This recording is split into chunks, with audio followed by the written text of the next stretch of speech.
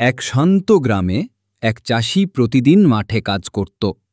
পাশে থাকত কয়েকটি কবুতর। হঠাৎ এক পাগল দাদি সেখানে এসে চাষিকে নিয়ে হাসাহাসি আর মজা করতে লাগল।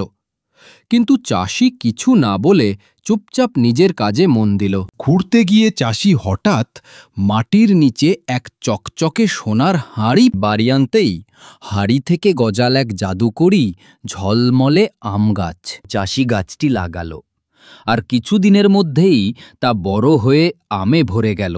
গ্রামবাসী চাষি আনন্দে আত্মহারা। নিজের পরিশ্রম আর ধৈর্যের ফল সে অবশেষে পেল। কিন্তু হঠাৎ সেই একই পাগল দাদি ফিরে এলো। রাগে সে গাছটিতে আগুন লাগিয়ে দিল। মুহূর্তেই পুরো গাছ ছাই হয়ে গেল। চাষি ভাঙা হৃদয়ে কাঁদল। তার পরিশ্রম আর আনন্দ সব হারালো, অথচ কেউ লাইক বা সাবস্ক্রাইবও করল না।